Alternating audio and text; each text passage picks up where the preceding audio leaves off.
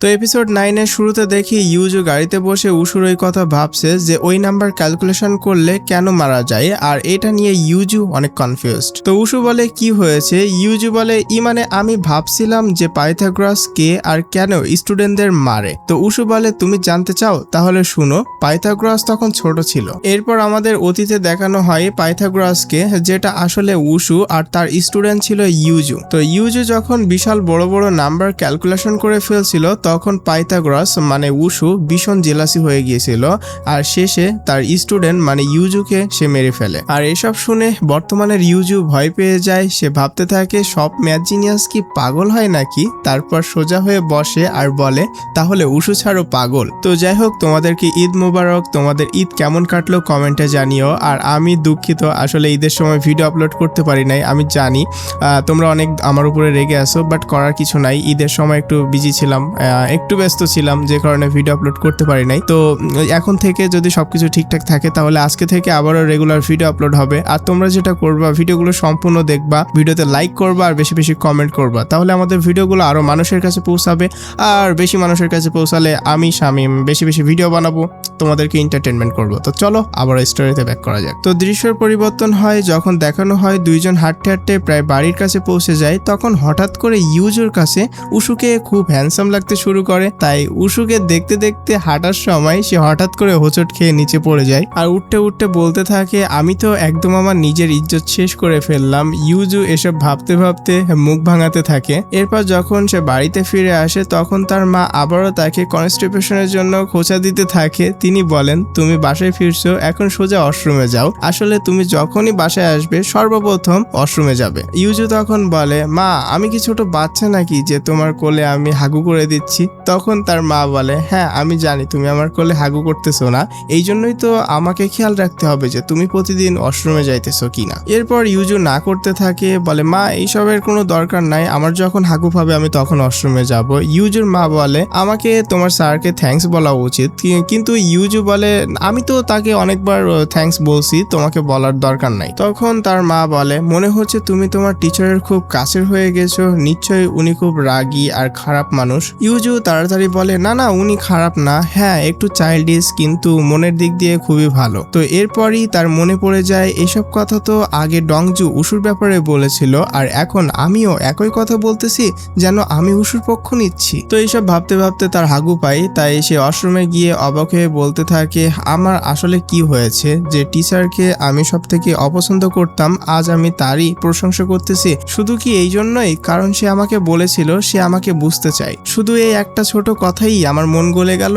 না আমি তো এসব কথা অনেক আগেই ভুলে গেছি। এরপর নিজেকে বলতে থাকে না ইউজু তুই এটা করতে পারিস না, তুই স্বপ্ন দেখতেছিস, হুঁশে আয়। ভুলে যাস না উশু তোর শত্রু, বন্ধু না, কারণ সে সবসময় তোকে সবার সামনে অপমান করে। পরের দিন আমাদের উশুর বাড়ি দেখানো হয়, সবাই ব্রেকফাস্ট করছিল। তখন দাজু সবাইকে নাদুরি নামের একটা মেয়ের কথা বলতে থাকে, সে আমেরিকার রিসার্চার ইউনিভার্সিটির প্রফেসর। দাজু বলে আজ যে জায়গায় নাদুরি আছে সেখানে আমার বন্ধুর উশুর থাকার কথা ছিল, সে নাদুরির থেকেও বেশি ট্যালেন্টেড ছিল, কিন্তু সে মাঝপথে সব ছেড়ে দিয়েছিল, না হলে আমি নিশ্চিত সে অনেক দূর যেত। তখন গিজিয়ান দাজুকে চুপ করিয়ে দেয়। এতেই বোঝা যায় উশুর জীবনে নিশ্চয়ই এমন কিছু ঘটেছিল যার কারণে এত বড় জিনিয়াস হয়েও সে নিজের স্বপ্ন ছেড়ে টিচার হওয়ার সিদ্ধান্ত নিয়েছিল। আর অন্যদিকে আমরা দেখি ইউজু উশুর বাড়ির নিচে দাঁড়িয়ে আছে, সে উশুর বের হওয়ার অপেক্ষা করছে একসাথে স্কুল যাওয়ার জন্য। তবে সে নিজেকে বুঝিয়ে বলছে আমি কিন্তু ইচ্ছে করে উশুর জন্য অপেক্ষা করছি না, আমি শুধু দেখতে আইছি উনি ঠিক আছে গিয়ে না, তারপর আমি চলে যাব। কিন্তু তখনই সে গিজিয়ানের আওয়াজ শুনতে পায়। সে বলছিল ডংজু তাড়াতাড়ি চলো, উশু তো 1 ঘন্টা আগেই বের হয়ে গেছে।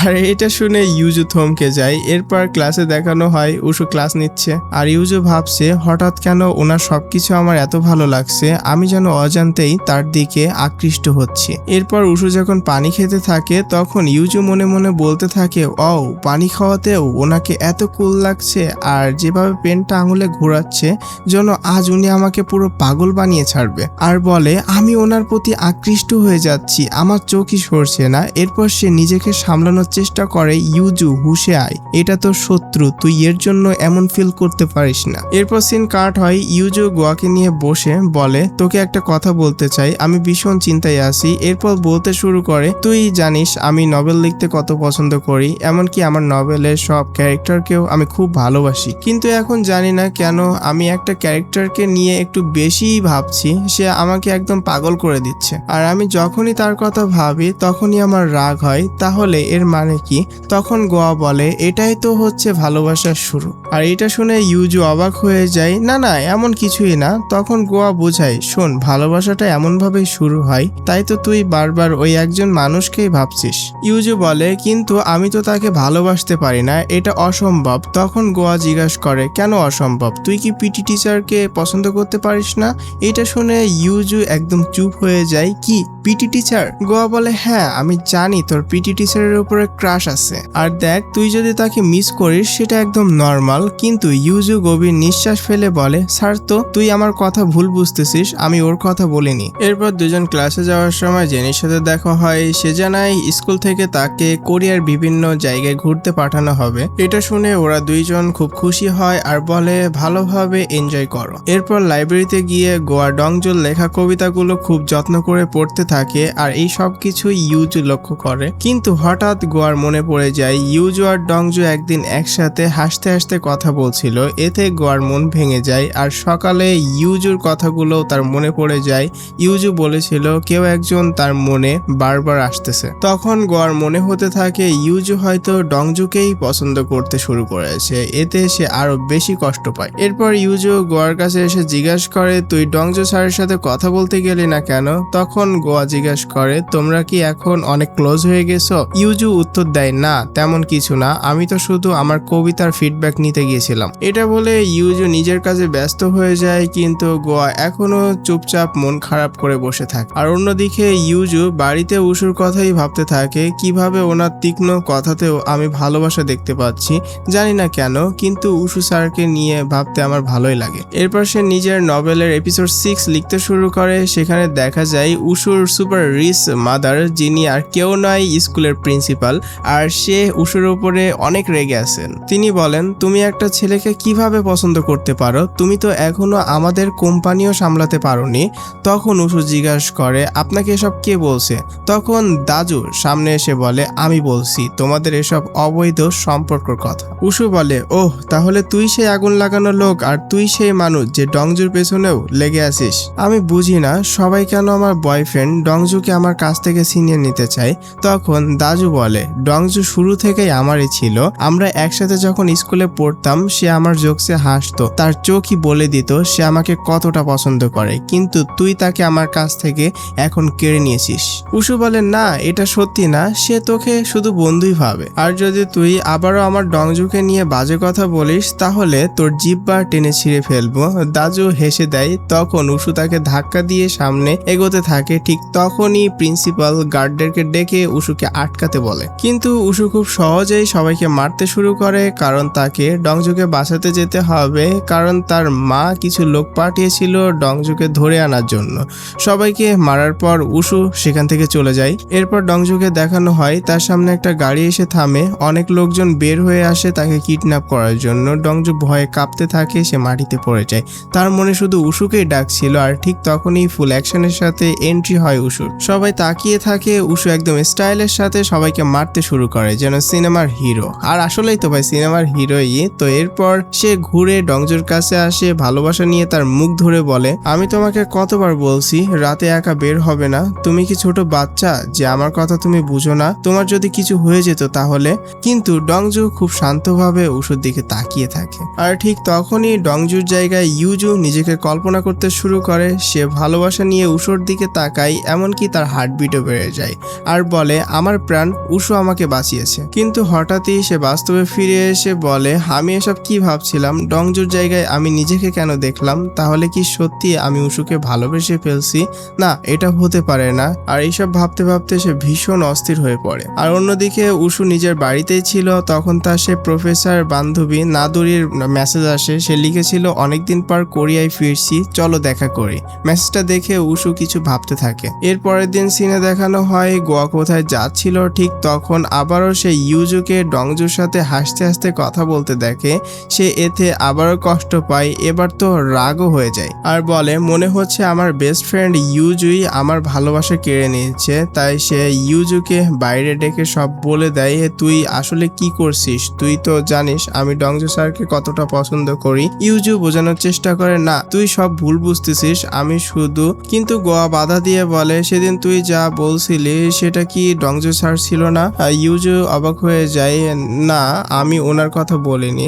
তখন গোয়া বলে তাহলে কার কথা বলছিলি বল, না হলে আমি তোকে সন্দেহ করতেই থাকবো। ইউজু চুপ হয়ে যায় কারণ সে উশুর কথা বলতে চায় না। এরপর ইউজু বলে তোর কি আমার উপরে বিশ্বাস নেই? আমি তো বলছি আমি ডংজো স্যারকে পছন্দ করি না, তাহলে তুই কেন আমাকে বিশ্বাস করিস না? কিন্তু গোয়া তখনও বিশ্বাস করে না। তো গোয়া বলে আমি এই ছেলেটার ব্যাপারে এতটাই পাগল হয়ে গেছি যে নিজের বেস্ট ফ্রেন্ডকেও সন্দেহ করছি, কারণ আমি নিজের চোখে যা দেখছি সেটাই বিশ্বাস করি। এরপর সেখান থেকে সে চলে যায় আর ইউজু মন খারাপ করে দাঁড়িয়েই থাকে। এরপর দুজন আবার ক্লাসে ফিরে আসে। গোয়ার চেহারা দেখেই বোঝা যাচ্ছিল সে অনেক রেগে আছে। তাই আরেক বন্ধু ইউজুকে জিজ্ঞাসা করে গোয়ার কি হয়েছে, কিন্তু ইউজু কোনো উত্তর দিতে পারে না। তো রাতে দেখানো হয় ইউজু খুব অস্থির হয়ে যাচ্ছে আর ভাবছে গোয়া কবে ঠিক হবে, তার রাগ আমি সহ্য করতে পারছি না। পরের সিনে দেখা যায় ইউজু কোথায় যাচ্ছিল, তখন গিজিয়নকেও কোথায় যেতে দেখা যায়। সে আগের মতোই আবার দাঁড়িয়ে যায় আর ভাবছিল উশু স্যার হয়তো এবার বের হবে।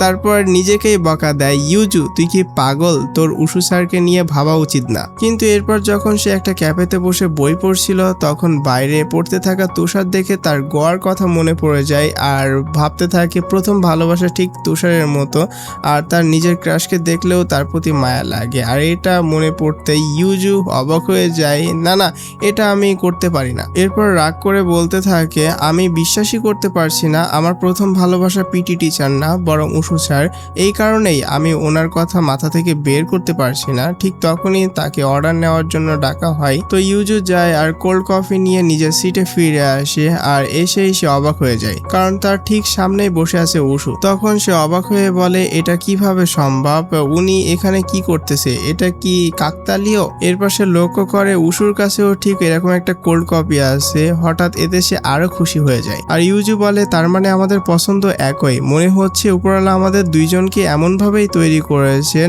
আর উপরওয়ালা চান আমরা একসাথেই থাকি, তাই তো কাকতালীয় ভাবে হলেও এখানে আমাদের সাথে দেখা হয়ে গেল। কিন্তু ইউজুর এই আনন্দ বেশিক্ষণ থাকে না কারণ সেখানে সেই মেয়েটা এসে যায় যার জন্য উশু অপেক্ষা করছিল আর এসেই উশুর সাথে হাক করে আর সে কেউ নাই উশুর স্কুলের বান্ধবী নাদরি। উশুকে অন্য একটা মেয়ের সাথে এভাবে দেখে ইউজুর মাথা ঘুরে যায়, সে অবাক হয়ে বসে থাকে আর ভীষণ জেলাসি অনুভব করতে শুরু করে। সে মনে মনে বলে আমি জানি না এটা কেমন অনুভূতি, কিন্তু স্যারকে অন্য একটা মেয়ের সাথে দেখে আমার পুরো শরীর গরম হয়ে যাচ্ছে। আর হ্যাঁ এটা সত্যি যে সবার জীবনেই একটা বিশেষ মানুষ থাকে, হয়তো এই মেয়েটাই উশু স্যারের জন্য বিশেষ। কিন্তু আমি অযথাই এত স্বপ্ন দেখা শুরু করে দিয়েছিলাম যেগুলো আমার দেখা উচিত ছিল না। এরপর সে আরো বেশি মন খারাপ করে ফেলে আর ঠিক এই দৃশ্যের মধ্য দিয়ে এই এপিসোড শেষ হয়। আর হ্যাঁ রিয়েল লাইফেও আমরা অনেক মানুষকে নিয়ে অনেক বেশি স্বপ্ন দেখে ফেলি। হ্যাঁ ভালোবাসা উচিত কিন্তু বেশি স্বপ্ন দেখা উচিত না আমার মনে হয়। তো যাই হোক ভাই, স্টোরি কই থেকে কই মোড় নিচ্ছে আমি কিছুই বুঝতেছি না। তো পরবর্তীতে কি হবে দেখতে হলে অবশ্যই সাবস্ক্রাইব করে রাখো আর এই ভিডিওটি ভালো লাগলে লাইক করো এন্ড শেয়ার করতে ভুলো না। তো দেখা হচ্ছে পরবর্তী ভিডিওতে, সে পর্যন্ত ভালো থেকো, সুস্থ থেকো, টেক কেয়ার, বাই বাই।